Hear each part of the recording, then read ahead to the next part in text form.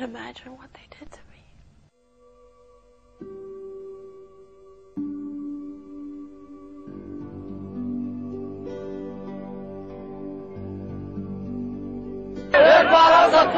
This is what these people have been waiting for. They came here day after day. This is about freedom. She reported without a hint of trouble for more than an hour.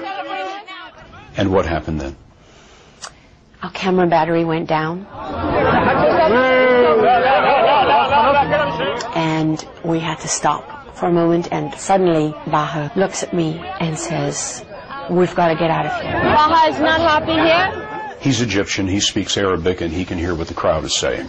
Yes. He understands what no one else in the crew understands. That's right. I was told later that they were saying, "Let's take her pants off."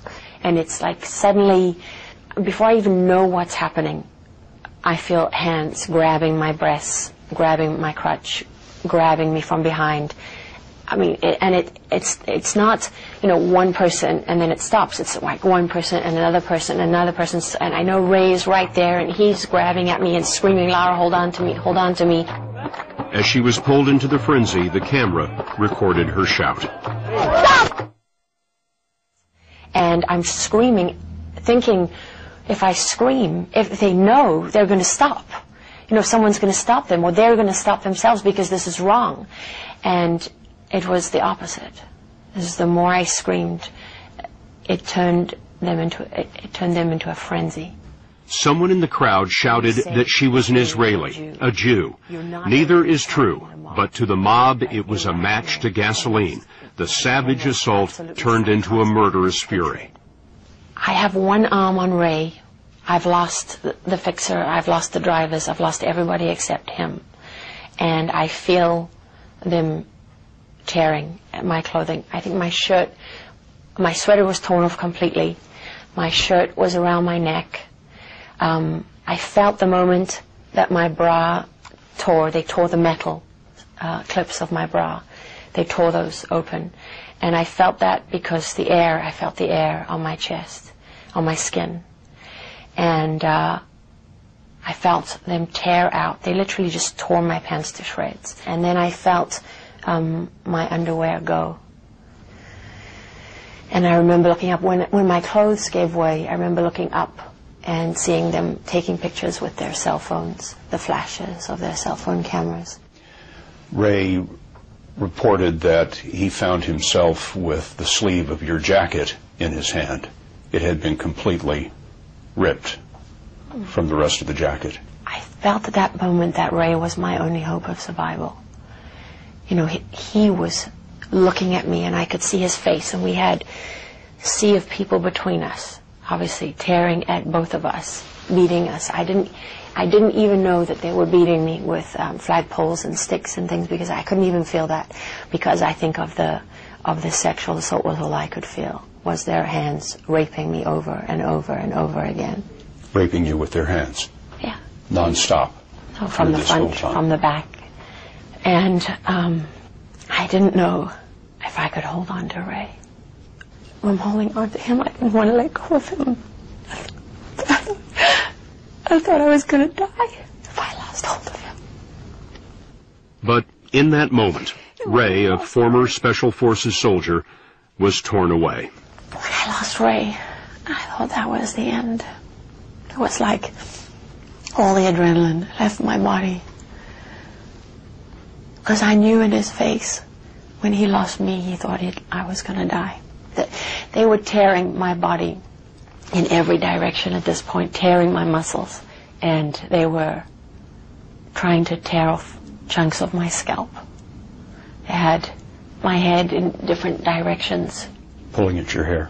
Oh yeah, and not trying to pull out my hair, holding big wads of it, literally trying to tear my scalp off my skull.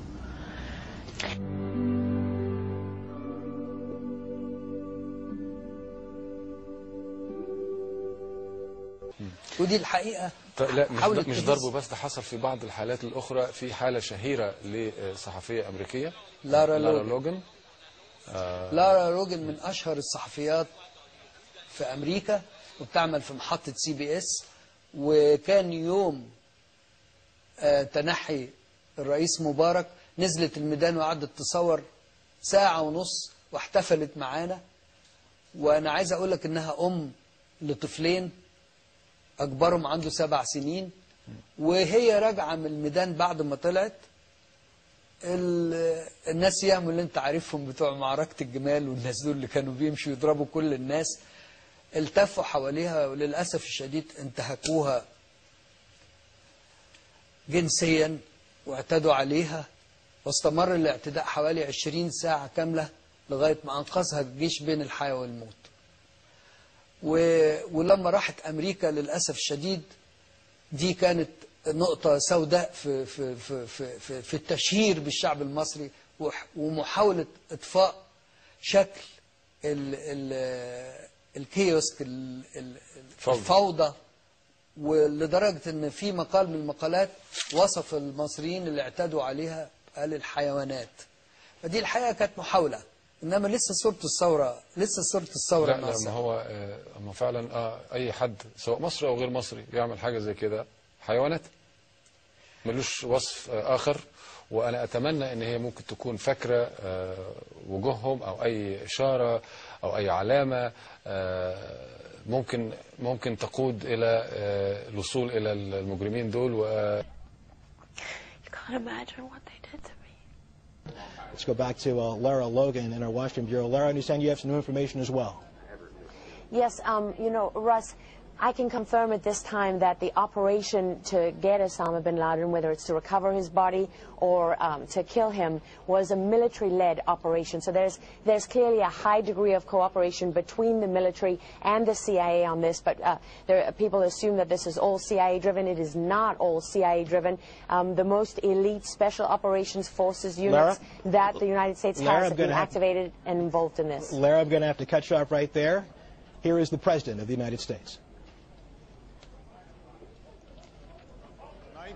I can report to the American people and to the world that the United States has conducted an operation that killed Osama bin Laden, the leader of Al-Qaeda, and a terrorist who's responsible for the murder of thousands of innocent men, women, and children.